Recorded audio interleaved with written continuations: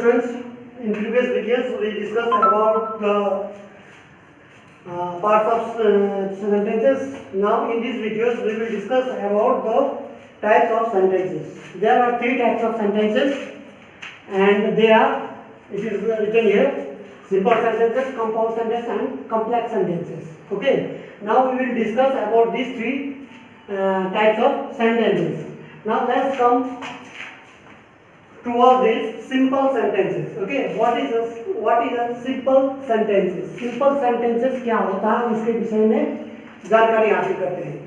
तो देखिए यहाँ पे हम डिफिनेशन लिखा हुआ है, try to understand it. The sentences which has one subject. Okay, try to underline this word. Sentences which has one subject and one finite verb. यानी उस सेंटेंस में, जिस सेंटेंस में एक सब्जेक्ट हो और एक फाइनाइट वर्ब हो. और फाइनाइट वर्ब किसे कहते हैं वो हम ऑलरेडी पिछले वीडियोस में शेयर कर चुके हैं. तो यहाँ जानने की कोशिश कीजिए, किसी भी सेंटेंस में एक सब्जेक्ट हो या एक फाइनाइट वर्ब हो तो उसे हम क्या कहेंगे? सिंपल सेंटेंसेस कहेंगे. क्या कहेंगे? Simple sentences. एग्जाम्पल के तौर पर देखिए, सी सिंग स्वीटली. तो यहाँ देखिए, यहाँ वन सब्जेक्ट, सी में ये सब्जेक्ट है, एक सब्जेक्ट हो गया. उसके बाद है फाइनाइट वर्ब सिंग्स, वो फाइनाइट वर्ब है. और ये फाइनाइट वर्ब क्यों है? क्योंकि ये सब्जेक्ट के आधार पर प्रयोग किए गए हैं. Is it clear? तो ये वर्ब है, फाइनाइट वर्ब, और ये सब्जेक्ट है. तो इस सेंटेंस में देखिए एक सब्जेक्ट और एक फाइनाइट वर्ब है, इसीलिए इस तरह के सेंटेंस को हम सिंपल सेंटेंसेस कहते हैं. नंबर टू एग्जाम्पल देखिए, मनीषा रोट एन ऐसे. तो यहां भी देखिए मनीषा जो है सब्जेक्ट है कि नहीं, और यहां पे रोट जो है वो आपका फाइनाइट वर्ब है. Okay, finite verb. तो यहाँ पे एक फाइनाइट वर्ब, एक सब्जेक्ट, यहाँ पहले एग्जाम्पल पे भी क्या है? एक फाइनाइट वर्ब है और एक सब्जेक्ट है. तो इस तरह के सब्जेक्ट सेंटेंसेस को हम सिंपल सेंटेंसेस कहते हैं. यानी जिस सेंटेंस में एक सब्जेक्ट हो और एक फाइनाइट वर्ब हो, उस तरह के सेंटेंस को हम क्या कहेंगे? सिंपल सेंटेंसेस कहेंगे. अब नंबर 2 में आ गए कंपाउंड सेंटेंसेस. अब कंपाउंड सेंटेंसेस में क्या होता है? देखिए, the sentences which has two or more than two clauses. अब यहाँ समझने की बात क्या है कि sentences which has two or more than two clauses, यानी कि उस sentences को हम compound sentence कहेंगे जिस sentence में दो या दो से अधिक clauses हो. अब clauses क्या होता है ये समझने की कोशिश करेंगे. जैसे कि हम पिछले वीडियोस में शायद आप लोगों से शेयर भी किए थे, फ्रेज और क्लॉज होता है. तो यहाँ फ्रेज के विषय में डिस्कस नहीं करना है, क्लॉज के विषय में डिस्कस करना है. तो क्लॉज क्या होता है?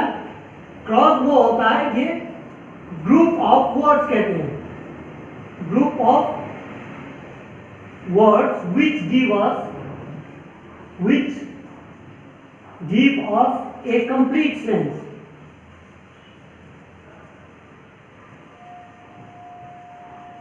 Complete sense. यानी कि क्रॉस वो होता है जो ग्रुप ऑफ वर्ड्स को कहते हैं क्रॉस, लेकिन वो सिर्फ ग्रुप ऑफ वर्ड्स नहीं बल्कि उससे हमको एक कंप्लीट सेंस अगर दे रहा हो तब उसको हम क्या कहेंगे? क्रॉस. तो यानी कि यहाँ कहने का मतलब है group of word which give us a complete sense. यानी कि दो इस तरह का ग्रुप ऑफ वर्ड जो हमें कंप्लीट सेंस दे रहा हो, वो दो या दो से ज्यादा. ओके, दो या दो से ज्यादा, यहाँ कहा गया दो या दो से ज्यादा अगर इस तरह के क्लॉजेस मिल जाए या सेंटेंसेस मिल जाए तो उसे हम कंपाउंड सेंटेंस कहेंगे. फॉर एग्जांपल देखिए, अब यहाँ कंपाउंड सेंटेंस में एक बात ध्यान देनी है आप लोगों को, बहुत जरूरी है क्या कि इसमें जो है सेंटेंस को जोड़ा जाता है. यानी कि यहाँ दो पार्ट, जैसे कि यहाँ कहा दो या दो से ज्यादा क्लॉजेस, तो एक क्लॉज को दूसरी क्लॉजेस से जोड़ा जाता है. और किस वर्ड से जोड़ा जाता है?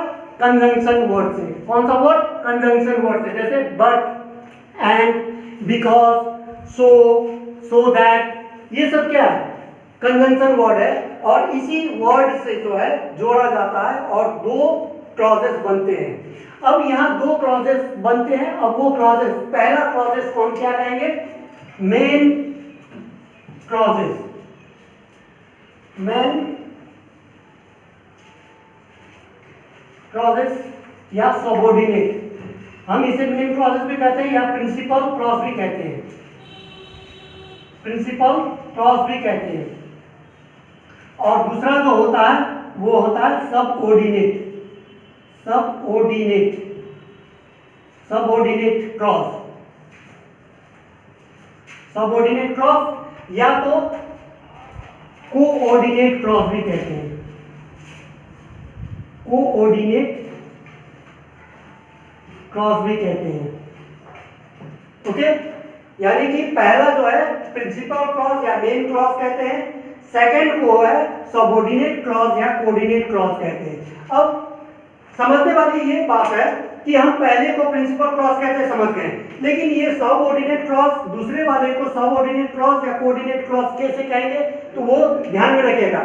जो शब्द सबऑर्डिनेट क्लॉज से कंजंक्शन से जोड़ा जाता है, यानी कोई भी क्लॉज अगर सबऑर्डिनेट क्लॉज से क्या किया जाता है, जोड़ा जाता है, उसे सबऑर्डिनेट क्लॉज कहते हैं। या जो शब्द कोऑर्डिनेट क्लॉज से जोड़ा जाता है उसे कोऑर्डिनेट क्लॉज कहेंगे। Is it clear?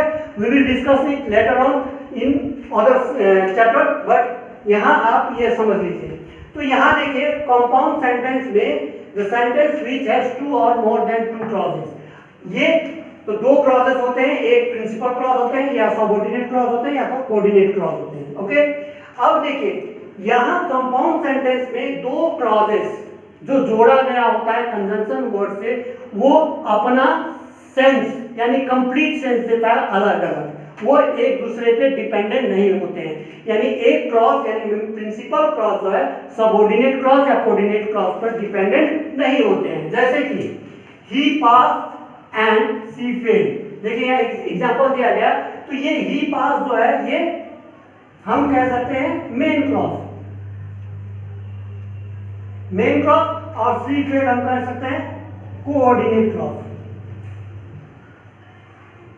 Coordinate clause. Okay, तो अब देखिए ही पास यानी कि ये हमको एक कंप्लीट सेंस दे रहा है ही पास, और उसके बाद में एंड सी फेल्ड और वो फेल हो गए, तो ये अलग अलग अपना सेंस दे रहा है, यानी मेन क्लॉज भी अपना सेंस दे रहा है और कोऑर्डिनेट क्लॉज भी अपना सेंस दे रहा है। उसी तरह से ही केम हियर, ये मेन क्लॉज हो गया, एंड मीट मी ये सबऑर्डिनेट क्लॉज हो गया।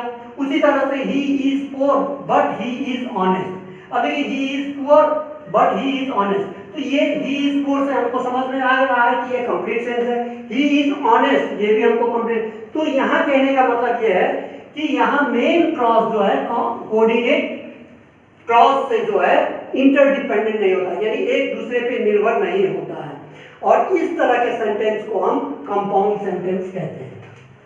समझ गए? तो इस तरह का सेंटेंस जो एक दूसरे से क्या नहीं करते, मेन क्लॉज और कोऑर्डिनेट क्लॉज में एक दूसरे से क्या नहीं करते, लिंक नहीं करते, यानी कि एक दूसरे पे निर्भर नहीं करते, इस तरह का सेंटेंस, इस तरह के सेंटेंस को हम कंपाउंड सेंटेंस कहते हैं। Now let's come to next point, that is complex sentences. Complex sentence में समझने की कोशिश करेंगे।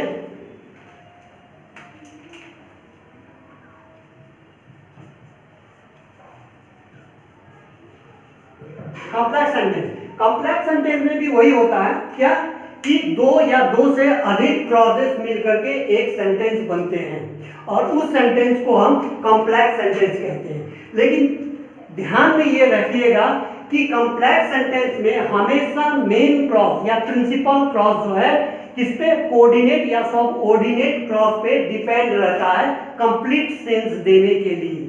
ओके, यानी कि यहाँ जो है कंपाउंड सेंस में ये निर्भर नहीं रहता, मेन क्लॉज है कोऑर्डिनेट क्लॉज पे निर्भर नहीं रहता, लेकिन कॉम्प्लेक्स सेंटेंस में क्या होता है, मेन क्लॉज जो है कोऑर्डिनेट क्लॉज पे क्या होता है, डिपेंड होता है, यानी निर्भर रहता है अपने कंप्लीट सेंस देने के लिए। जैसे कि एग्जांपल के तौर पर आप लोगों को अभी बता रहे हैं कि क्लॉज यानी दो या दो से ज्यादा क्लॉज जोड़ करके एक सेंटेंस बनता है जिसे हम कॉम्प्लेक्स सेंटेंस कहते हैं। लेकिन ये कॉम्प्लेक्स सेंटेंस में दोनों यानी मेन क्लॉजेस और कोऑर्डिनेट क्लॉजेस दोनों जो है एक दूसरे पे निर्भर रहता है कंप्लीट सेंस देने के लिए।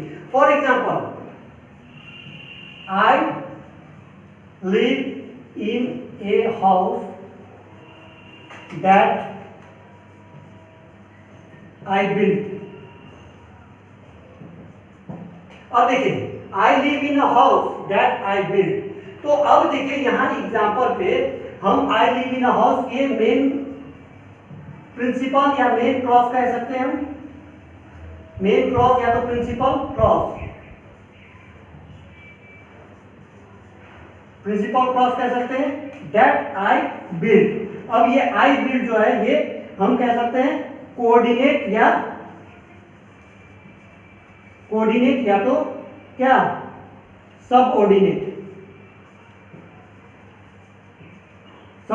क्लॉज।